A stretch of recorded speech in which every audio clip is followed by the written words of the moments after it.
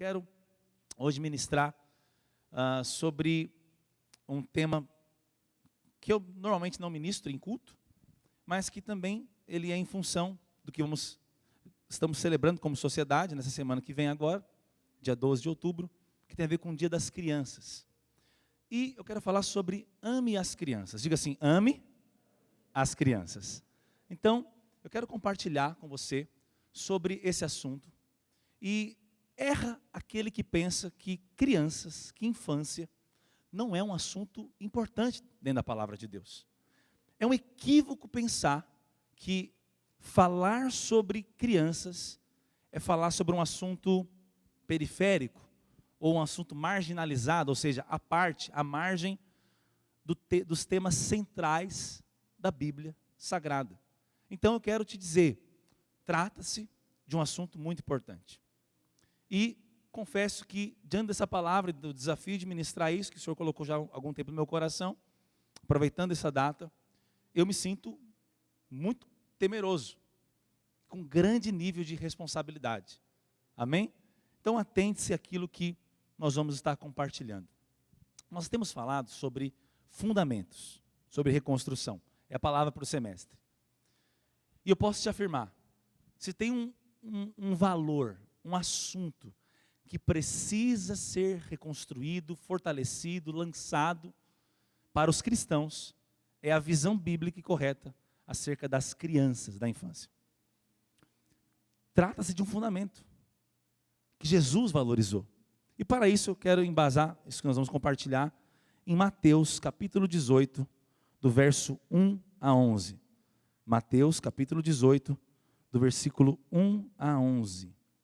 Lá em Mateus nós temos um texto muito importante que vai estar tratando de tudo isso. Mateus capítulo 18. É o primeiro livro do Novo Testamento, para quem quer encontrar aí na sua Bíblia física. Você pode acompanhar a leitura também pela nossa projeção.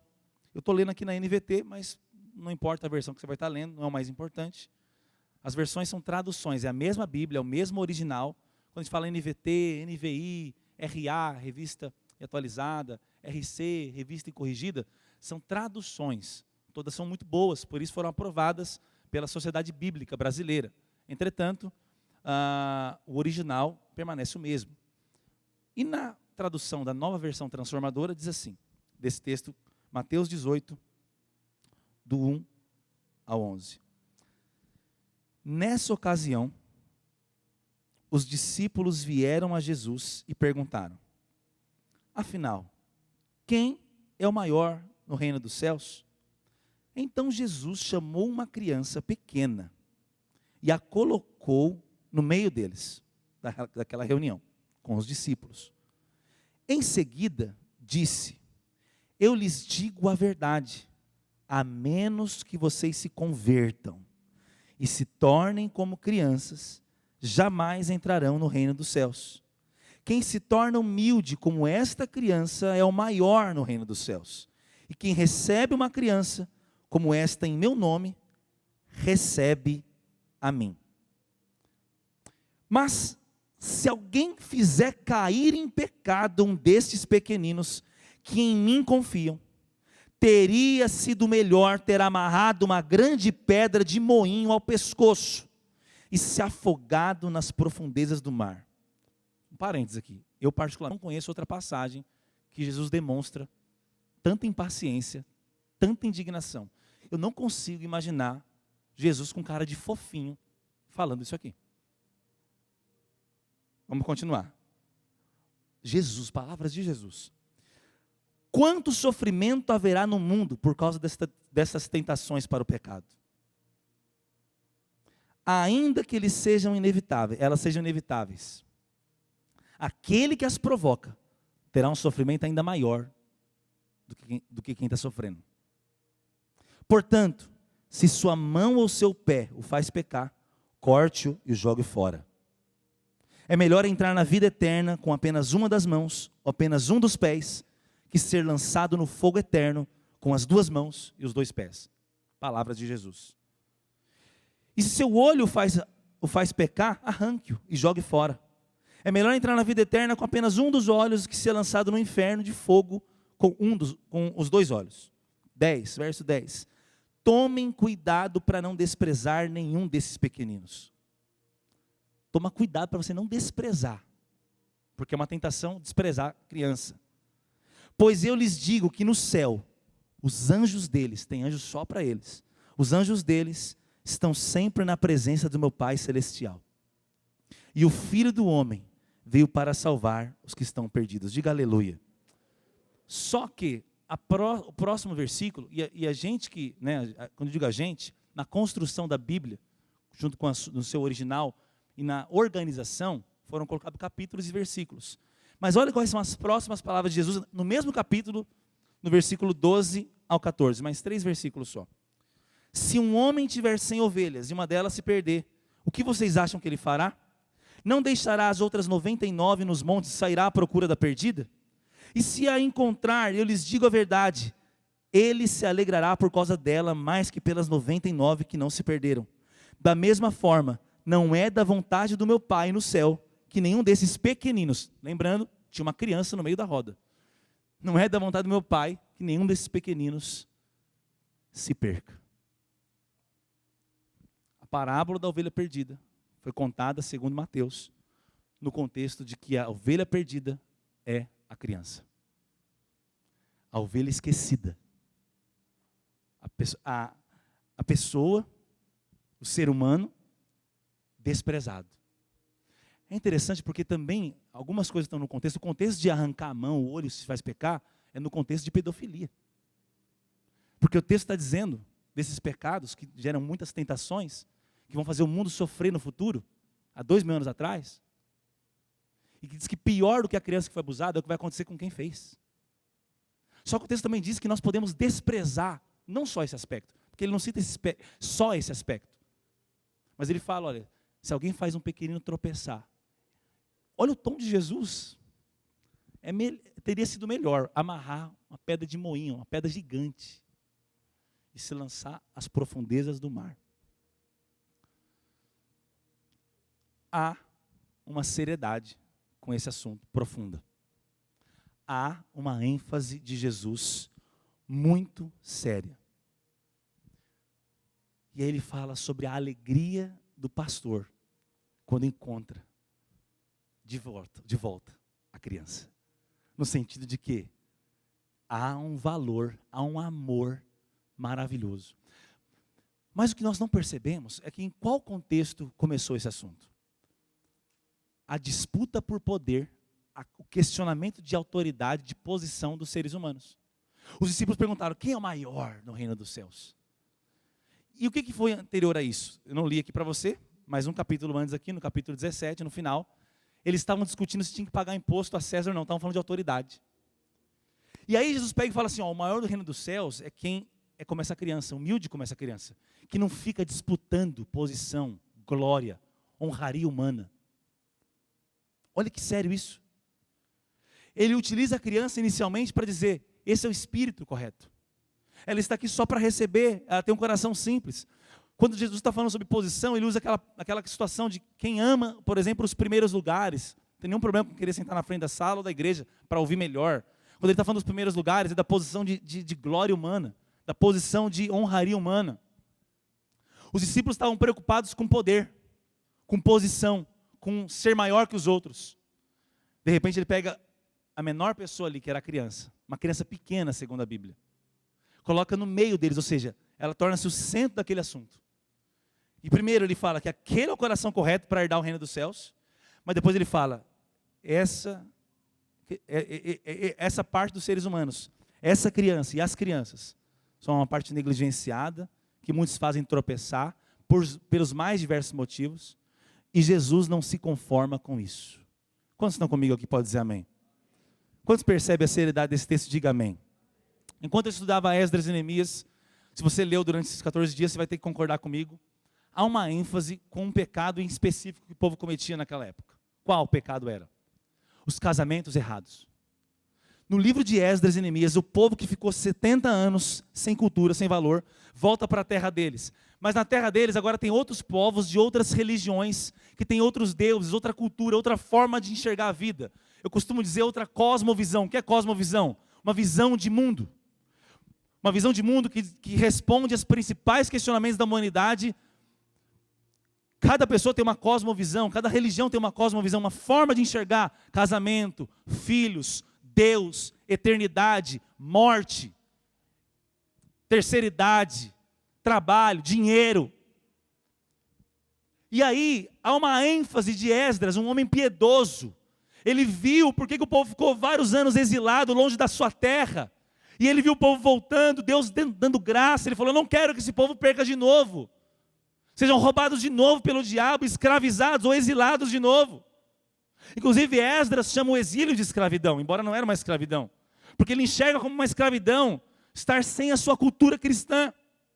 E há uma ênfase dizendo assim, olha, agora o grande problema é que esse povo que voltou para a terra de Jerusalém está casando com mulheres de outros povos. Por que esse problema que a Bíblia enfatiza tanto no livro de Esdras e Neemias?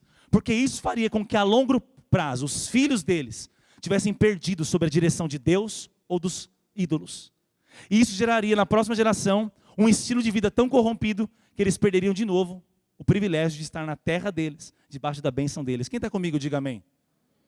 Olha a seriedade que é criação de filhos, por exemplo. Olha a seriedade que é casamento. Olha a seriedade que é aliança. Foi a grande exortação daquele período. Por quê? Porque é impossível, quem é casado sabe, uma visão só prevalecer numa casa. Haverá mistura, haverá um juntar de culturas. Se não for algo genuíno, em vez de os dois crescerem, os dois vão regredir. Moralmente, espiritualmente, no propósito. O livro de Esdras, conforme eu coloquei aqui, preparando essa mensagem, nos mostra a importância de lares saudáveis, com valores definidos, para a construção de uma cultura. Para a construção de uma educação cristã. É interessante porque, quando nós vemos isso, e as passagens Jesus fala de crianças, eu estava estudando, veio algo muito interessante. Abra sua Bíblia novamente, mas agora, entenda algo. Em Mateus 19, um capítulo depois dessa passagem que ele falou sobre a ovelha perdida, sobre é melhor alguém amarrar uma pedra no pescoço e se jogar no mar, um capítulo depois, novamente, o assunto vai ser as crianças. E olhem que sentido, verso 13. Certo dia, um capítulo depois, trouxeram crianças para que Jesus pusesse as mãos sobre elas e orasse em seu favor. Olha a importância de abençoar, de orar, de interceder as crianças. Mas os discípulos repreendiam aqueles que as traziam. Jesus, porém, disse, verso 14, deixem que as crianças venham a mim, não as impeçam, pois o reino dos céus pertence aos que são como elas. Então, antes de ir embora, pôs as mãos sobre a cabeça delas e as abençoou. Diga aleluia. O que muitos não sabem é em qual contexto, novamente, isso aconteceu. E eu vou ler para você e vou te falar algo interessante, que foi, o Espírito me advertiu nessa manhã, estudando. Essa parte eu estava preparando a palavra desde sexta, eu coloquei ela hoje só porque foi algo que meus olhos se abriram. O capítulo 19 começa com uma pergunta sobre casamento. Olha só, verso 3 do capítulo 19. Alguns fariseus apareceram e tentaram apanhar Jesus numa armadilha, perguntando, deve-se permitir que um homem se divorcie da sua mulher por qualquer motivo? Olha lá, aí Jesus vai respondendo, né, sobre as escrituras, não é meu alvo hoje. Olha só o versículo 8. Jesus respondeu, Moisés permitiu o divórcio apenas como concessão, pois o coração de vocês é duro, mas não era esse o propósito original. E eu lhes digo o seguinte, quem se divorciar da sua esposa, o que só poderá fazer em caso de imoralidade, e se casar com outra, cometerá adultério. É adultério o próximo, mesmo já divorciado. Olha o que Jesus disse. Não é adultério somente trair a sua esposa. Divorciar da sua esposa, por causa da dureza do seu coração, segundo ele, e casar com outra, faz aquele casamento ser um adultério. É o que Jesus está dizendo aqui, com todas as letras. E olha o que ele diz, porque está dizendo sobre quem quis divorciar, a menos que seja por imoralidade. Esse é um outro assunto profundo, a gente pode falar mais sobre a visão bíblica coerente sobre casamento, divórcio e segundo casamento. mas não é esse meu alvo hoje. Mas olha que interessante, ele falou algo duro, concordam comigo? Algo desafiador. Olha o que aconteceu. Verso 10. Os discípulos de Jesus disseram: se essa é a condição do homem em relação à sua mulher, é melhor não casar. Nem todos têm como aceitar esse ensino, disse Jesus. Só aqueles que recebem a ajuda de Deus. Só revelação. Só pela graça. Alguém pode dizer amém? Alguns nascem eunucos, alguns foram feitos eunucos por outros. Eunuco é alguém que não teria ali sexo. É alguém que se fez ali celibatário. Alguns foram feitos eunucos por outros, e alguns a si mesmos se fazem eunucos por causa do reino dos céus. Quem puder, aceite isso. Aí depois vem aquele versículo. Veio as crianças, e os mesmos discípulos que concluíram com aquele ensino, que é melhor não casar, também não concordavam e repreendiam as crianças que estavam perto de Jesus. O que tem a ver uma coisa com a outra? Vou te explicar. Aquele que não tem revelação da graça de Deus, da capacitação de Deus para viver um padrão que não faz sentido para o mundo, ele vai ouvir um ensino de Jesus e vai ver um problema no ensino de Jesus, sobre qualquer coisa, sobre perdão, sobre casamento, sobre dízimos, sobre oração, sobre propósito de Deus, sobre evangelismo, qualquer coisa, ou alguns assuntos. O ensino claro e radical de Jesus trouxe qual efeito naquela hora dos discípulos, no padrão que eles estavam. Se for assim, eu não quero casar. Se for assim, a conclusão é melhor não casar. Ou seja, do seu jeito, Jesus, está errado. Do meu jeito, beleza. Mas quando há um conflito com o meu pensamento comum, eu desprezo. E qual a prova que os discípulos é que estavam errados e não Jesus? No próximo versículo, Jesus começa a estar cercado de crianças, mas tem um detalhe importante. Lucas narra essa mesma história e mostra que ali, Jesus já tinha por dias viajando a pé, teve 3 ensinos, expulsou demônios, curou enfermos e os discípulos com eles. Qual que era o contexto? Cansaço. Já tinha feito as prioridades. E aí no final desse percurso vem as crianças. O que eles quiseram fazer? Sai daí, deixa o mestre descansar. Qual a visão que eles tinham de crianças? Uma visão impessoal. Criança é como se fosse assim, é um monte de bicho. Em outras palavras, é um grupo de pessoas que tem que tratar só para cuidar, né? Só não deixa ele cair lá no buraco. Não tinha uma visão bíblica como a de Jesus.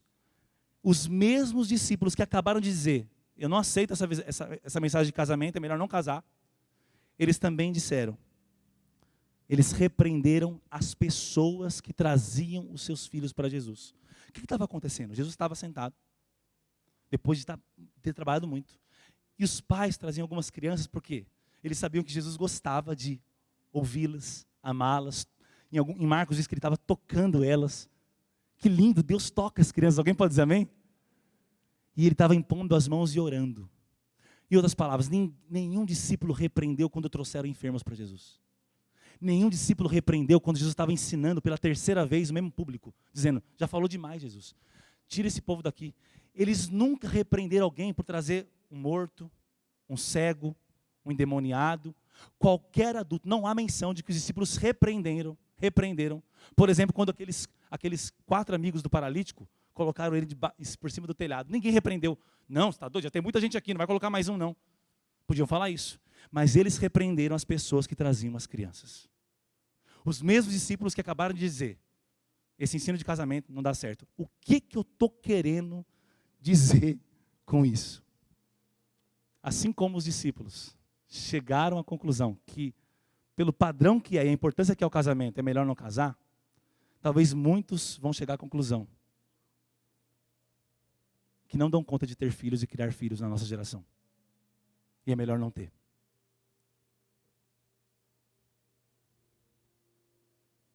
O ensino da palavra sobre o valor da criança, a importância da criança, e como Deus enxerga ter filhos e criar filhos, pode dar o mesmo impacto que o ensino de Jesus sobre casamento. E naqueles que têm a mente natural, produz o mesmo impacto. É melhor não casar. É melhor não ter filhos. Os mesmos discípulos que falaram, é melhor não casar, também repreendiam os pais que traziam as crianças. Por quê? O Evangelho confronta a nossa visão de mundo. O Evangelho não é conveniente ao nosso conforto. O Evangelho que salva e liberta o nosso espírito também nos convida a ter as mesmas prioridades de Deus. Os mesmos discípulos que não conseguem encarar o casamento que Jesus propõe, não vão conseguir entender o zelo, o amor e o cuidado de Jesus com as crianças. Alguém pode dizer amém sobre isso? Você consegue compreender isso? E, dentro disso, eu quero falar com você sobre 3 formas de amar as crianças. 3 provas de que eu estou amando as crianças como Deus ama. Uma vez que nós já entendemos aqui na introdução a importância que Jesus dá, o valor que Ele dá, o encargo que Ele tem, eu quero falar sobre 3 formas que todos os cristãos deveriam estar envolvidos com relação às crianças. Sejam seus filhos, sejam os filhos dos outros. Primeiro, priorizando a regeneração. Diga assim, priorizar a regeneração. O que é regeneração, pastor André? Salvação. É o novo nascimento. A primeira e maior necessidade que o ser humano tem, seja qual for a idade dele, é de um encontro com Jesus de dentro para fora. É o coração ser regenerado. Não é o comportamento das crianças o nosso principal alvo como pais. Não é o comportamento, a inteligência, as construções, ser um bom cidadão, ter um bom emprego, estudar na melhor escola, falar 30 línguas. A prioridade, o mais importante quando o assunto é criança.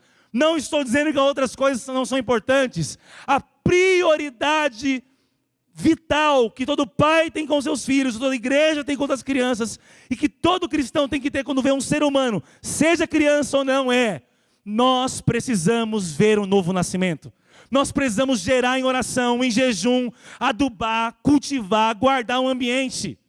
Eu vejo o amor e a qualidade lá do Evandro e a Aline cuidando da Liz.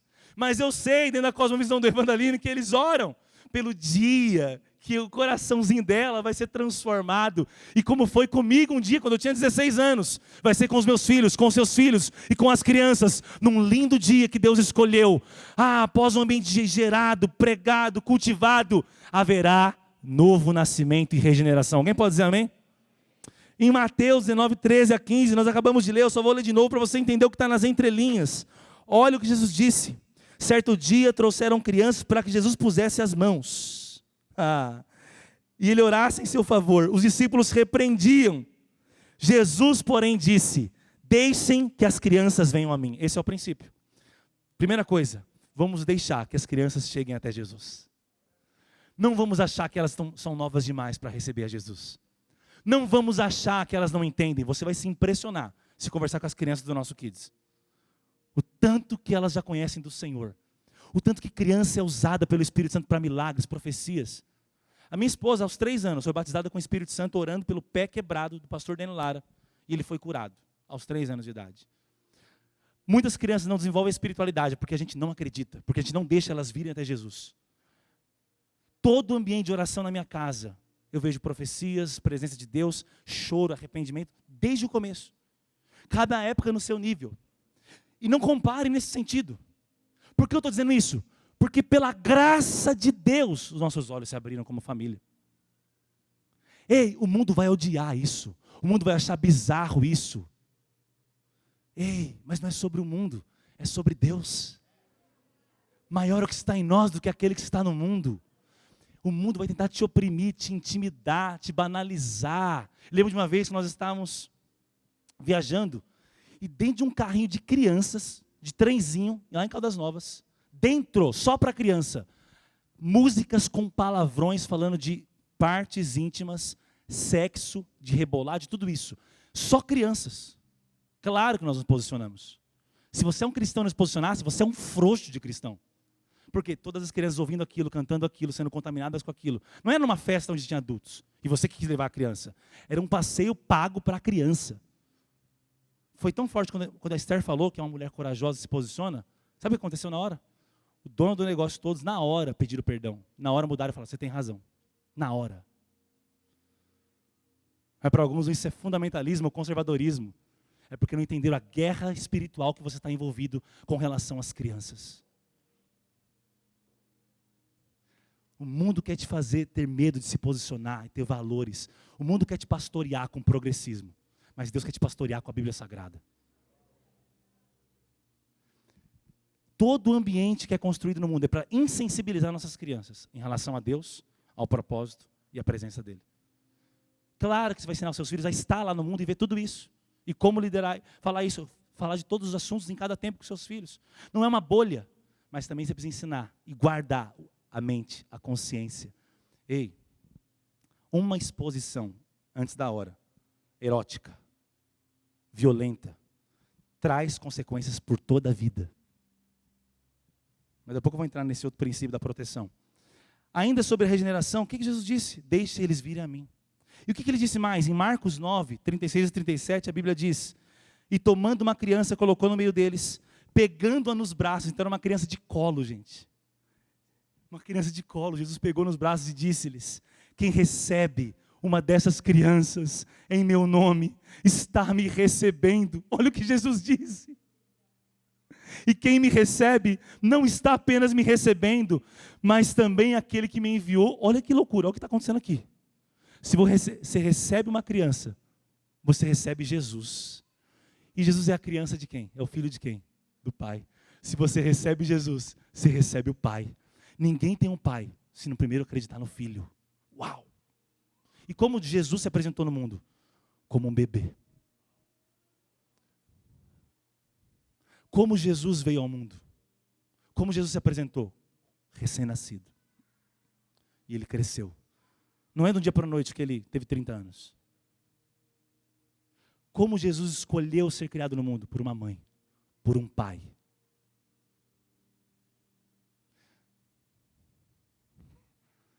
Um pai adotivo, que não gerou ele naturalmente. Jesus foi adotado por José. Jesus.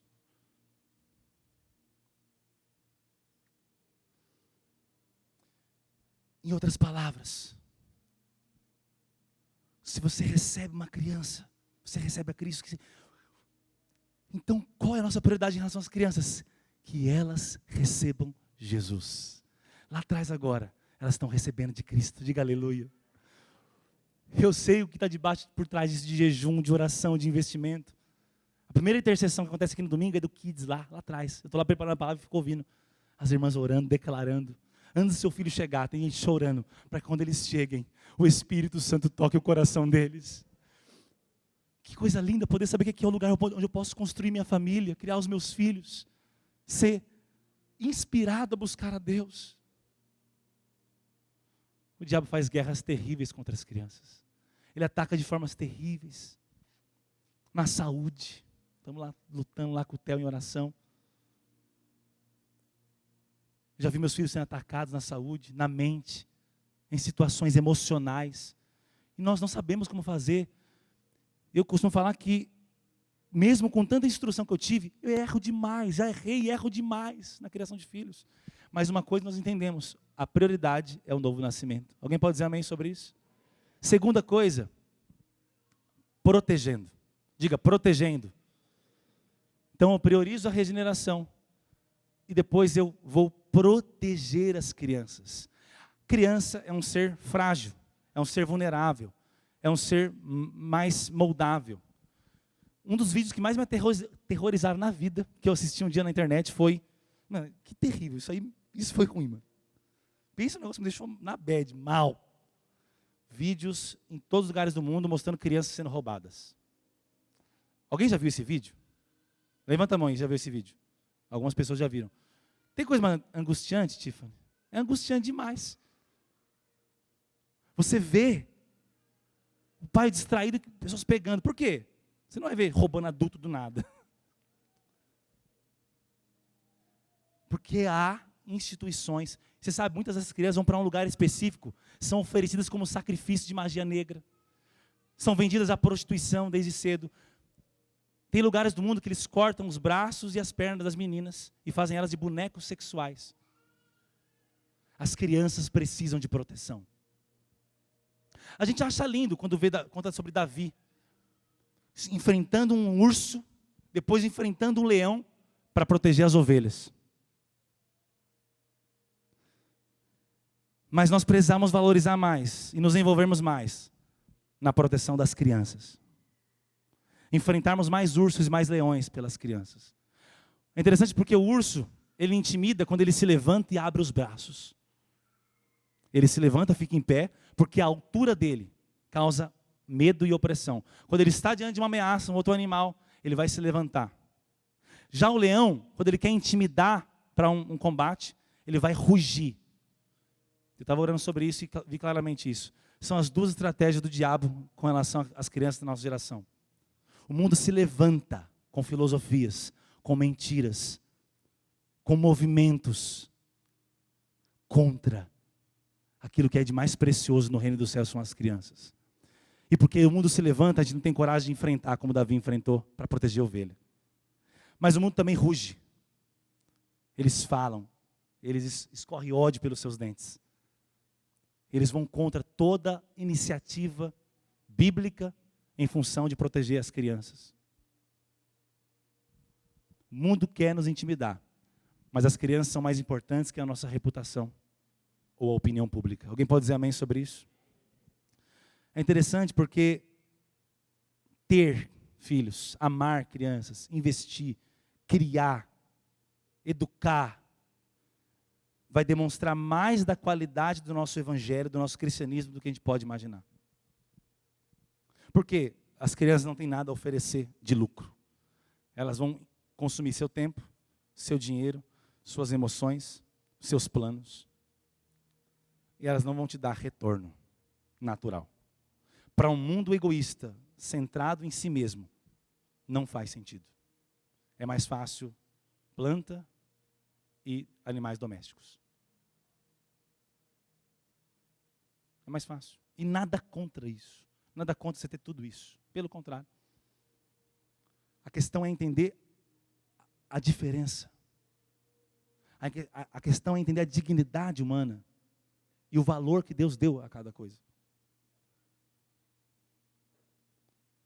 Enxergar e valorizar as crianças como Deus enxerga, como Deus vê, vai mudar o nosso tratamento, a nossa visão, a nossa oração e o nosso cuidado com as crianças. Isso fala mais a respeito da nossa espiritualidade do que a gente pode imaginar, Evandro.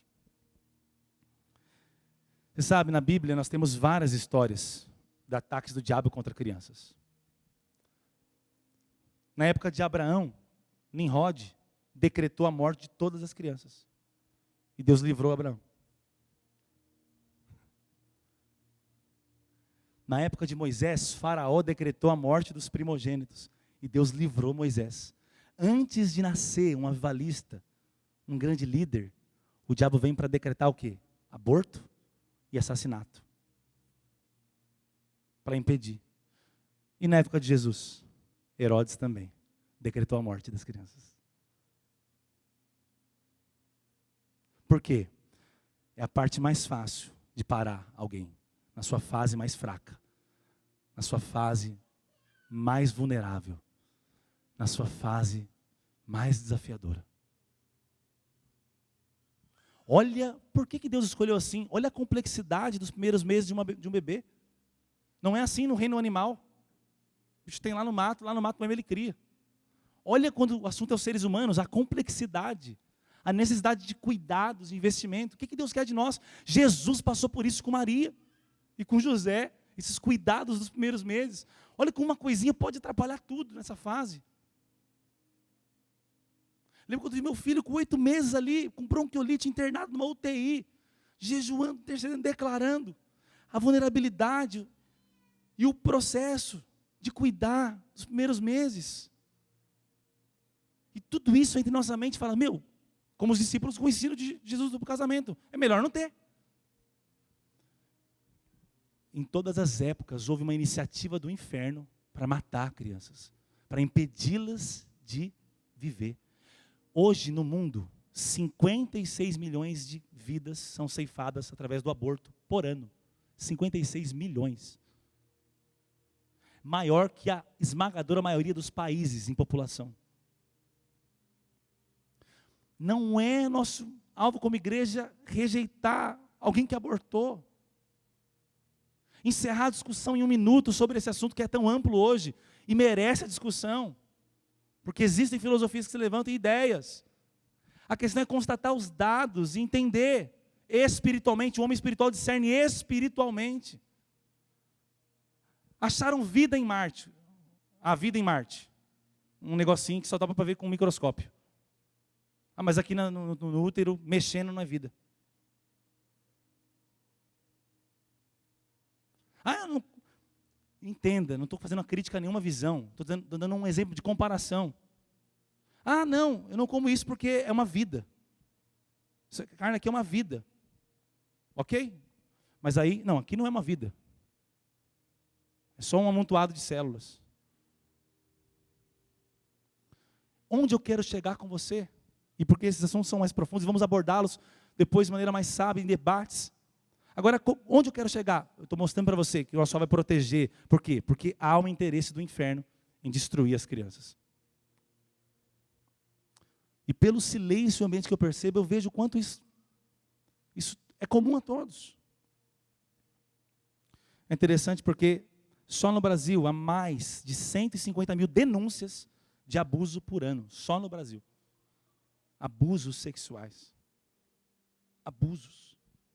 São de vários tipos. Uma vez eu vi um relato de alguém que tem uma vida destruída emocionalmente só porque o padrasto tentava, e ela percebia, vê-la tomando banho. E ela percebia e não conseguia falar. Isso gerou síndrome do pânico, crise de ansiedade, não confia nos homens, não vai casar, destruição emocional. Um simples ato de abuso, tentando ver a nudez de uma filha. Olha que loucura. A gente não tem noção onde esse mundo quer chegar. Você não tem noção da agenda por detrás de uma grande parte de uma classe jornalística, artística, no mundo, não é no Brasil não. E não é sobre combater isso com um fundamentalismo extremista, mas é combater qualquer lado desequilibrado com o evangelho, com a palavra de Deus, e não temos medo de nos posicionar, temos coragem, somos filhos de Deus, temos a palavra de Deus, e não vamos aceitar. De maneira destemida, como Davi pôde proteger umas ovelhas. Nós amamos contar essa história, mas qual é a nossa força em enfrentar ursos e leões da nossa geração? No campo filosófico, no campo teológico, ou seja, em argumentos. Talvez você pense que isso não é sobre nós, né? André, qual que é o problema de tudo isso? Qual que é o problema? O problema de tudo sempre é o pecado. O homem caiu. Os homens são maus por conta da queda do primeiro Adão. Então eles nascem no pecado. Então esse pecado vai tomando formas, vai se ramificando em vários tipos de maldades. E o diabo se usa disso para influenciar e criar várias armas e várias frentes. Quem está comigo, diga amém. Olha só o que diz em 2 Coríntios, pode projetar para nós, 2 Coríntios capítulo 10. 2 Coríntios capítulo 10, verso 3 a 7. 2 Coríntios capítulo 10, verso 3 a 7. Olha só. A partir do versículo 3. Embora sejamos humanos, não lutamos conforme os padrões humanos. Usamos as armas poderosas de Deus e não as armas do mundo, para derrubar as fortalezas do raciocínio humano. Onde está a guerra espiritual? Correntes filosóficas, ideológicas. A fortaleza do raciocínio humano. E acabar com os falsos argumentos. Tem gente que acha que isso não é guerra espiritual. 2000 anos atrás, Paulo estava aqui, os coríntios estavam no centro filosófico do mundo deles, Grécia. Corinto estava na Grécia. O centro do pensamento foi criado ali naquela época, inclusive. E onde estavam ali guerras? Guerras filosóficas, guerras na formação do pensamento. E eram guerras para Paulo espirituais. E as armas em Deus é a palavra de Deus. Alguém pode dizer amém? Olha só o verso 5. Destruímos todas as opiniões arrogantes que impedem as pessoas de conhecer a Deus. Bíblia.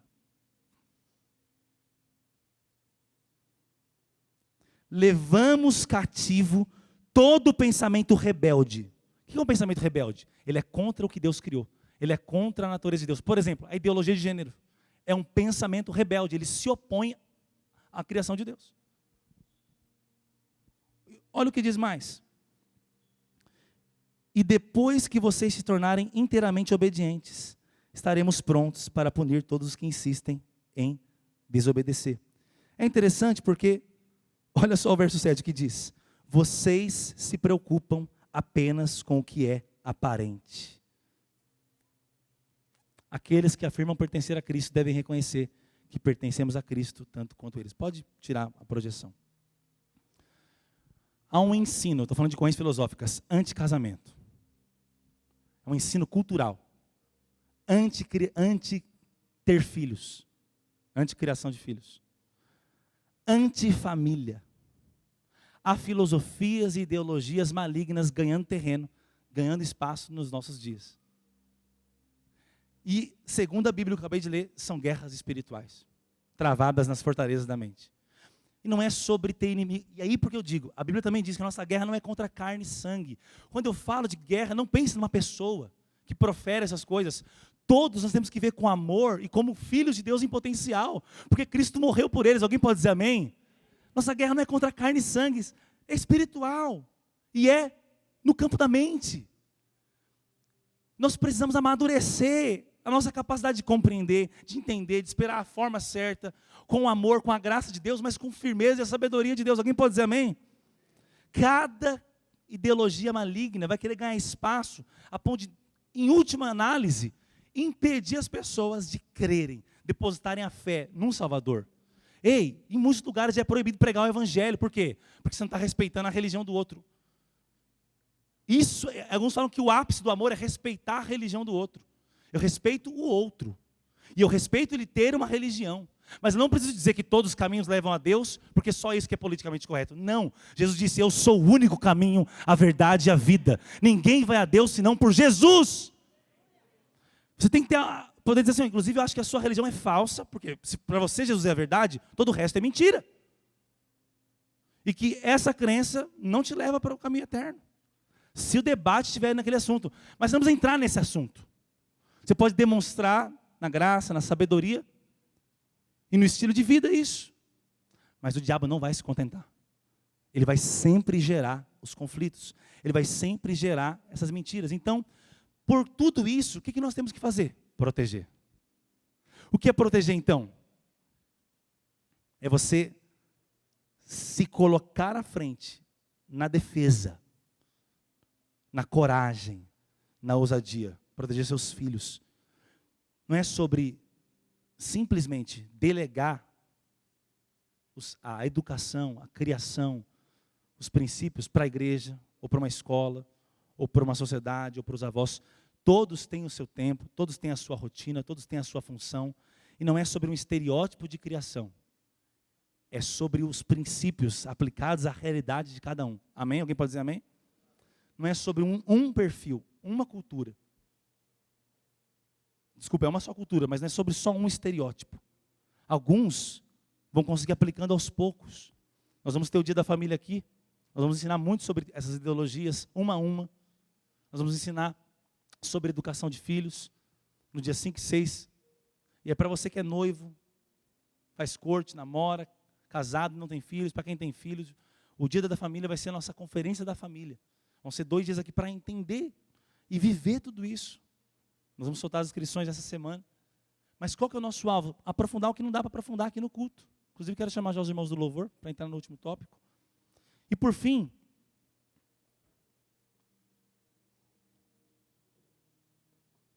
nós amamos as crianças, além de priorizando a regeneração, além de amar as crianças, protegendo, nós amamos as crianças educando. Educação significa formação de modos. A educação compreende toda aquela série de instrução e disciplina que se destina a iluminar o entendimento. Diga, iluminar o entendimento. Diga mais alto, iluminar o entendimento.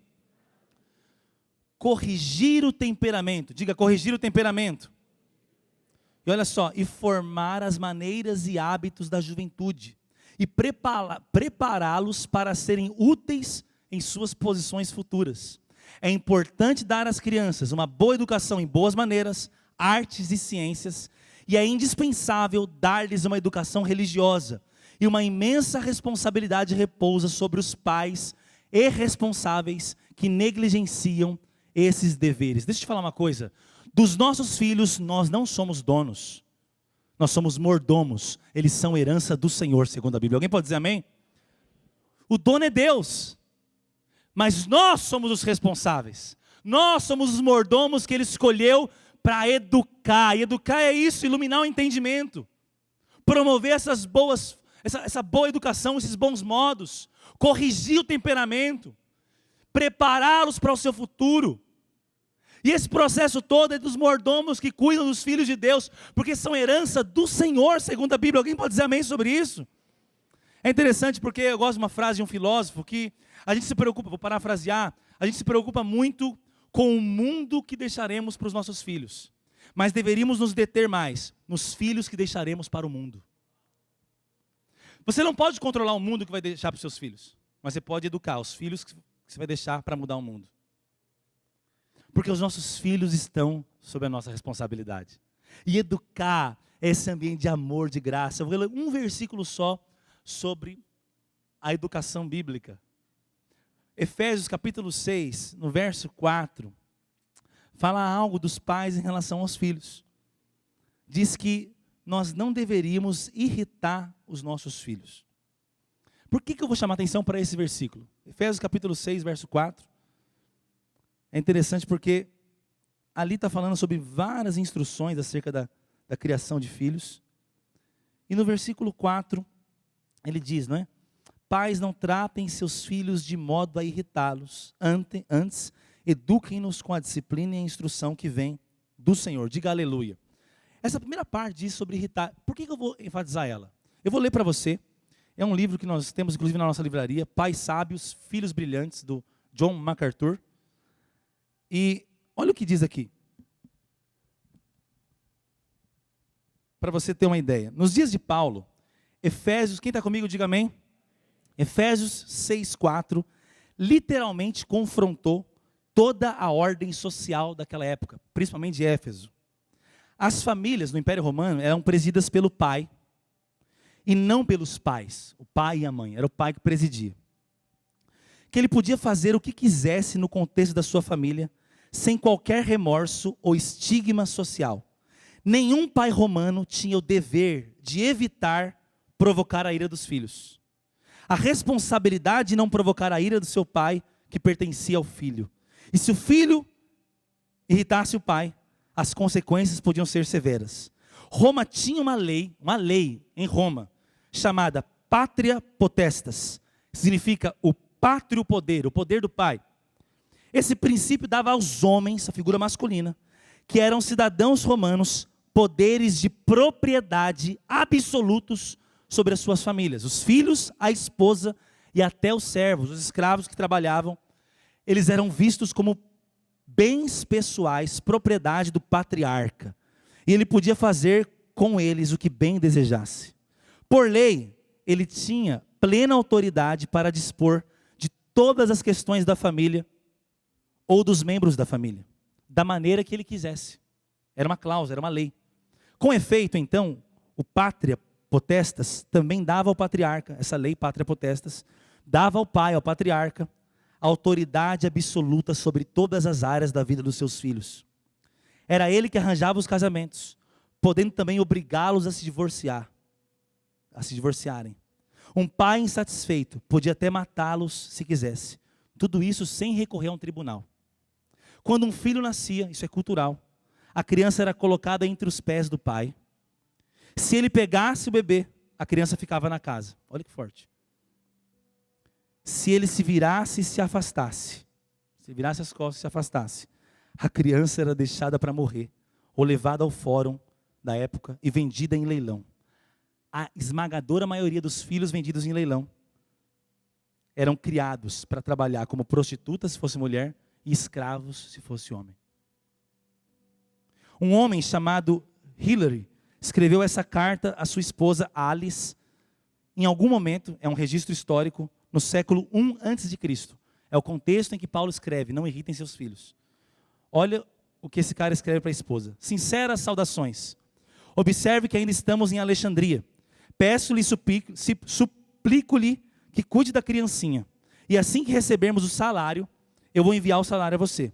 Se desejo-lhe boa sorte. Se você tiver outro filho e se for menino, deixe-o viver. Se for menina, exponha e jogue fora. Ele já tinha tido uma menina, manda o salário para a mulher cuidar, ele era o pátria, tinha essa lei que ele podia ser, tinha autoridade, e essa carta está dizendo, mas se você ficar grávida e nascer de novo, um menino, agora, se for uma menina, pode jogar fora. E a mulher tinha que obedecer isso.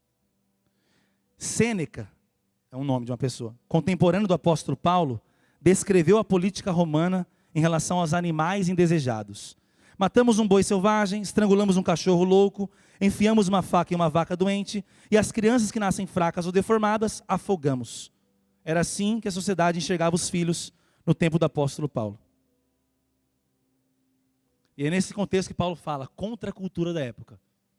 Filhos, pais, não irritem os seus filhos, ame os seus filhos. Ensine-os com temor, ensine-os na graça de Deus, ame-os. Que o lar cristão seja um lar que confronta os lares pagãos daquela época.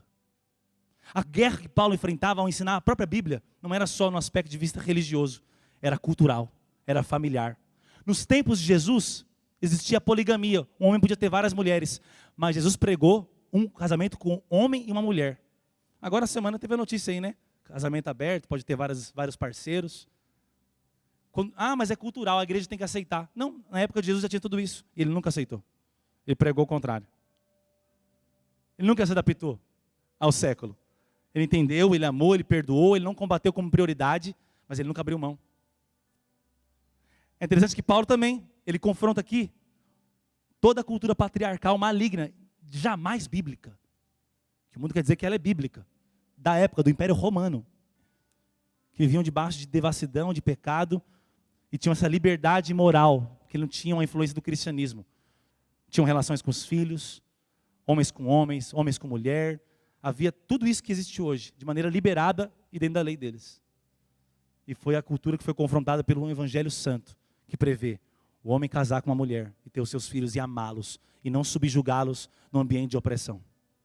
Por que eu estou falando disso quando eu falo de educação? Você fala, nossa, a época de Paulo era ruim, né? Hoje eu acho que é um pouco pior. Porque naquela época, o pai, quando alguns nasciam fracos, ele mandava afogar, alguns pais. Hoje, milhões são mortos dentro do ventre. É o mesmo desprezo. Ou pior. E outra, estão querendo desde a infância trazer a sensualidade, o erotismo nas nossas crianças, a fim de destruí-las. Queria que você ficasse de pé onde você está. Deixa eu falar uma coisa. Não sejamos indiferentes às crianças. Por isso o título é Ame as Crianças. E esse amor se manifesta através de priorizar a regeneração, proteger de todo o mal e toda a influência e educar com toda a sabedoria, com toda a graça e com o espírito correto do Evangelho em amor. Alguém pode dizer amém sobre isso?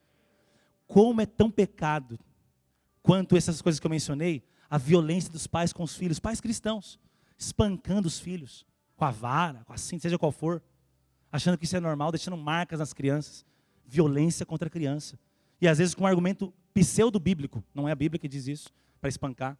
O alvo da Bíblia, a primeira versículo de educação na Bíblia é de uma educação positiva, não estou sendo a favor dessa filosofia, estou dando um exemplo, honrem seus pais, porque senão tem uma ameaça, não, aí é o primeiro mandamento com promessa, para que vocês possam ir bem e prolongar os seus dias. Ou seja, eu uso uma instrução e dou uma promessa positiva, porque a educação bíblica é uma educação que inspira, que produz amor, corrige, conversa, e aí as famílias vão adaptando a sua forma de corrigir, segundo a Bíblia, vamos falar sobre isso em outros momentos, mas não tem esse espírito daquele tempo, de desprezar.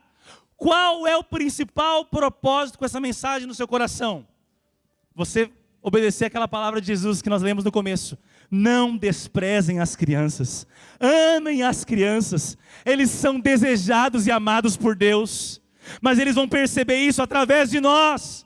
É o adulto, o pai, o responsável, o pastor, o professor, que vai trazer no olhar de uma criança a primeira menção da graça divina.